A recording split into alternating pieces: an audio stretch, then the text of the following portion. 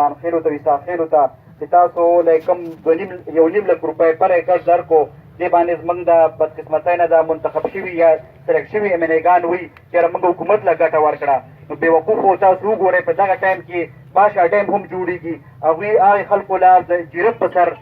100 لک روپۍ ورکړې او دا خپل قوم له ایکړ په سر 1.5 لک روپۍ راوړې وي به حکومت له ښېګړه وکړه زه دوی ته وایم چې بېوقوفو نو دا د حکومت نماینده نه دا د قوم نماینده چا چې ووټ ورکړي دا به د هغوی اواز اوچتوي دا به د حکومت اواز هم اوچتوي د حکومت اواز اوچتولو دپاره افسران شته هغه د هغې دپاره تنخوا اخلي ته د حکومت د تنخوا دې دپاره نه اخلې چې ته به لاړ شې د حکومت د وابډې او د ډیم والا خبرې به کې نو په دې خو تاسو وایم چې اوس ټایم دی دغه خبره عدالت ته پې لاړ شي زه هم در سره ولاړ یم چېرې کومې پیسې دي په باشه ډیم کې هغې قوم له ورکړي دغه پیسې به زما مومن قوم له هم ورکړې د دې نه ښکته اوس نه رضا کېږو هغې سره تړلې ده د بجلۍ خبره ده دې کې خو موږ ډېرې مختلف غونډې وشوې ستاسو ډېره شکریا ادا کومه چېرې تاسو پکې هر ځل دومره په ګڼ تعداد راځئ خبرې خو مشرانو وکړې د مانځه ټایم دی لنډو مې چېرې اوږدې خبرې نه کوو لنډه خبره دا ده چې یاره بجلي بهار نه کړلی شوله او که دا بجلي د موږ نه کټ کړلی شوی او یا همداسې وچوي له څنګه چې چلي او زموږ دې بجلي سمه نه کړه نو انشاءالله دا یقین ساتئ چې ورې موږ د اکثر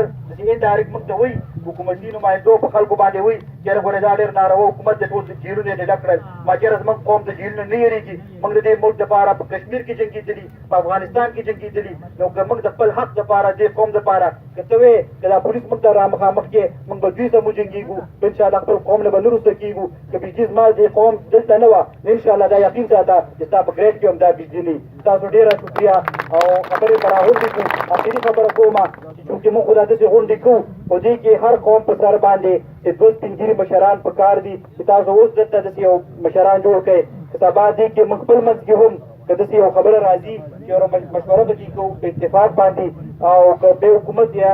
د اکسین طرف نه یا د وابډې طرف نه رابطه کېږي موږ د دې ملک باشندګانې قانون منو